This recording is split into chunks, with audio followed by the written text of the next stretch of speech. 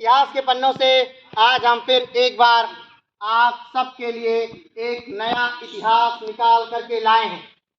तो आइए जानते हैं कि इतिहास के पन्नों पर आज की तारीख को आखिर क्या घटित हुआ था।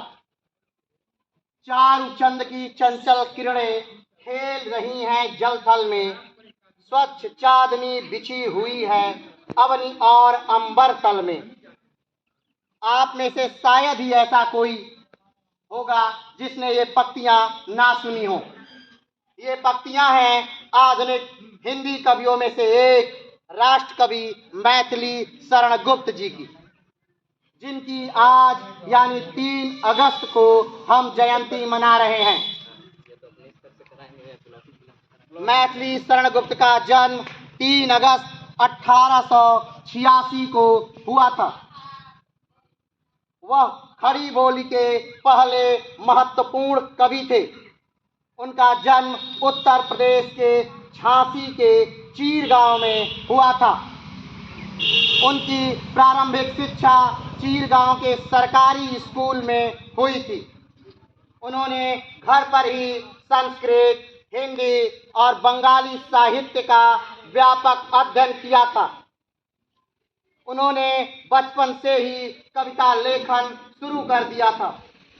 वह स्वभाव से लोक सामूहिक कवि थे और तत्कालीन सामाजिक समस्याओं के प्रति विशेष रूप से संवेदनशील थे। उनकी कविता एक ओर वैष्णव भावना को पोषण देती थी, वहीं दूसरी ओर जागृति और सुधार युग की राष्ट्रीय चेतना से प्रेरित थी। वह लाला लाजपत राय, बाल गंगाधर तिलक, बिपिन चंद्र पाल, गणेश शंकर विद्यार्थी और मदन मोहन मालवीय को अपना आदर्श मानते थे। उन्होंने पंडित महावीर प्रसाद द्विवेदी जी के प्रेरणा से खड़ी बोली को अपना रचनाओं का माध्यम बनाया। गुप्त जी ने विभिन्न पत्रिकाओं में कविता लेखन के जरिए हिंदी साहित्य की दुनिया में प्रवेश किया। 1910 में उनकी प्रमुख रचना रंग में भंग भारतीय प्रेस द्वारा प्रकाशित हुई। उनकी प्रमुख कृतियों में साकेत, मातृभूमि, भारत भारती, जयद्रथ वध, पंचवटी आदि शामिल हैं। उन्हें महात्मा गांधी द्वारा राष्ट्र कवि की उपाधि से सम्मानित किया गया था।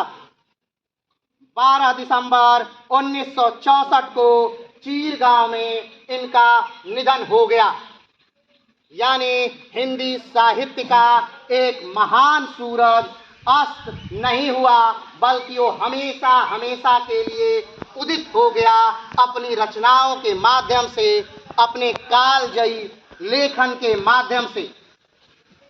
तो भारत के राष्ट्र कवि मैथिली शरण गुप्त को हम आज याद कर रहे हैं, क्योंकि आज उनका जन्म दिवस है।